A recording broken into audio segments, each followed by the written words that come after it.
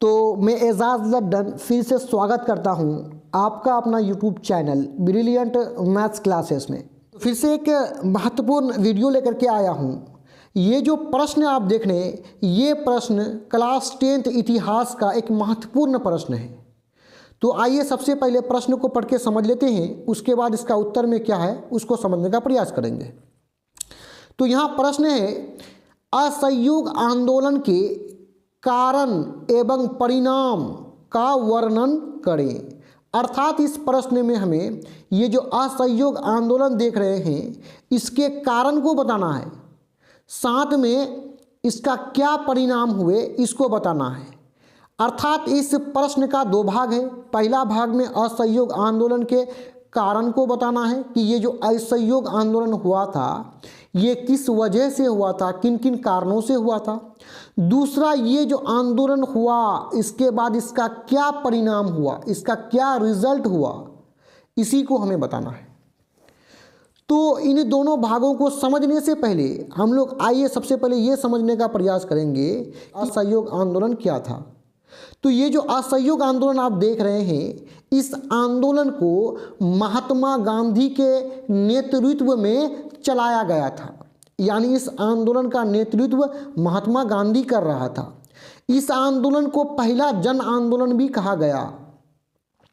पहला जन आंदोलन इसलिए कहा गया कि जन का मतलब होता है लोग, और जन आंदोलन है तो लोगों का आंदोलन। और उससे पहले यहाँ पे क्या लगा हुआ, पहला, तो पहला जन आंदोलन मतलब पहली बार भारत के इतिहास में ऐसा हुआ कि किसी आंदोलन में काफ़ी भारी संख्या में विभिन्न जाति धर्म के लोग जो है भाग लिया, इस आंदोलन पर कूद पड़ा, इसलिए इसे प्रथम जन आंदोलन कहा जाता है। अब इस आंदोलन के अंतर्गत क्या हुआ था इसको समझिए।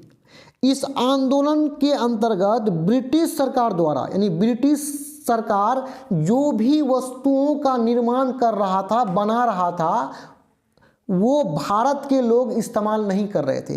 अर्थात जो भी वस्तु को ब्रिटिश सरकार बनाया उसको जो है भारत के जो लोग हैं वो उसको प्रयोग नहीं कर रहे थे, उसको नहीं खरीद रहे थे, जिससे ब्रिटिश सरकार को क्या हो रहा था, घाटा हो रहा था। यही उद्देश्य था कि ब्रिटिश सरकार को किसी ना किसी कीमत पर घाटा हो। अब आगे बढ़ते हुए इस प्रश्न का जो पहला भाग है कि इस आंदोलन के क्या कारण थे उसको देख लेते हैं, उसके बाद इसके परिणाम को देखेंगे। तो यहाँ उत्तर में है कि असहयोग आंदोलन महात्मा गांधी के नेतृत्व में प्रारंभ किया गया, शुरू किया गया। प्रारंभ का मतलब होता है स्टार्ट करना, शुरू करना। शुरू किया गया यानी प्रारंभ किया गया, पहला जन आंदोलन था। देखिए, ये पहला जन आंदोलन था और ये आंदोलन गांधी के नेतृत्व में शुरू किया गया था। इस आंदोलन के मुख्य 3 कारण थे, यानी ये जो आंदोलन हुआ था इसका मुख्य रूप से, मेन रूप से 3 कारण था। तो आइए प्रत्येक कारण को हम लोग बारी बारी से यहाँ पे समझने का प्रयास करते हैं कि किस वजह से हुआ था। पहला कारण को समझिए, खिलाफत का मुद्दा लेकर सरकार पर दबाव बनाना। यानी भारत में जो खिलाफत आंदोलन हुआ था, जो भारत के मुसलमानों ने जो खिलाफत आंदोलन का शुरुआत किया था, उसी के मुद्दे को लेकर के सरकार पर दबाव बनाना, सरकार पर क्या बनाना, दबाव बनाना ही इस आंदोलन का पहला कारण था। पहला वजह यही था कि चलो सरकार पर क्या बनाएंगे, दबाव बनाएंगे। कौन सा मुद्दा लेकर के, खिलाफत का मुद्दा लेकर के। और दूसरा इसका जो महत्वपूर्ण कारण था वो ये था कि पंजाब सरकार की बर्बर कार्रवाई के खिलाफ न्याय प्राप्त करना। यानी पंजाब सरकार की कैसी कार्रवाई, बर्बर कार्रवाई। बर्बर का मतलब बदसलूकी वाला कार्रवाई, जो पंजाब की सरकार द्वारा किया गया था। पंजाब के सरकार मतलब उस समय जो ब्रिटिश सरकार के तरफ से जो भी था पंजाब में, तो पंजाब के सरकार द्वारा पंजाब के लोगों के साथ बर्बर कार्रवाई किया गया था, बदसलूकी किया गया था। यहाँ पंजाब के लोगों का शोषण किया गया था। तो उसी के खिलाफ, उसी के विरुद्ध में न्याय प्राप्त करना, इंसाफ प्राप्त करना इस आंदोलन का दूसरा मुख्य कारण था। अब आगे बढ़ते हुए तीसरा पॉइंट को देख लेते हैं, स्वराज्य की प्राप्ति करना। स्वराज्य मतलब अपना राज्य, अपना सरकार की प्राप्ति करना। तो अभी तक तो भारत में ब्रिटिश सरकार का गुलाम था, तो इस आंदोलन को इसलिए भी किया गया कि ब्रिटिश सरकार को इंडिया से खदेड़ के भगाया जाए और अपना लोगों के द्वारा, भारत के लोगों के द्वारा जो है सरकार का निर्माण किया जाए, ताकि ऐसी सरकार पर भारत के लोग ही क्या करेंगे, बैठेंगे। तो यहाँ पे इस प्रश्न का जो पहला भाग था कारण, उसको तो समझ लिए हैं। अब आइए इसके क्या क्या परिणाम हुए थे, इसके क्या क्या रिजल्ट हुए थे, इसको समझते हैं। असहयोग आंदोलन के अचानक रुकने से, ये जो आंदोलन था असहयोग आंदोलन, ये अचानक रुक गया था। तो अचानक रुकने के निम्नलिखित परिणाम हुए, इसका निम्नलिखित रिजल्ट हुआ अचानक रुकने से इस असहयोग आंदोलन के।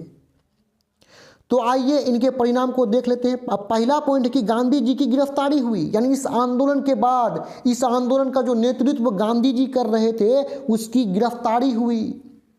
तो गांधी जी के साथ साथ 3000 और भी क्रांतिकारियों का जो है इस आंदोलन के अंतर्गत क्या हुआ था, गिरफ्तारी हुआ था। जो लोग किसके साथ थे, गांधी के साथ थे। ये 30,000 लोग जो गांधी के साथ थे, गांधी के साथ साथ इस 30,000 लोगों का भी क्या हुआ था, गिरफ्तारी हुआ था।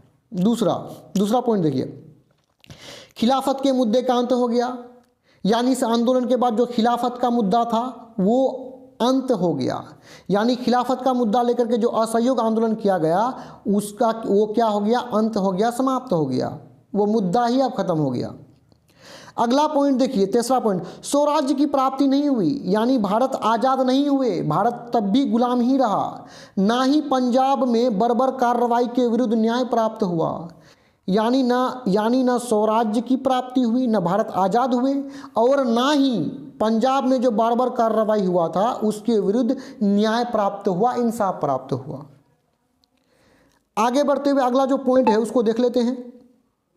नंबर 6वां पॉइंट देखिए, हिंदू मुस्लिम एकता भंग हो गई, यानी हिंदू और मुस्लिम के बीच जो एकता था, मेल जोल था, वो भंग हो गया, वो टूट गया।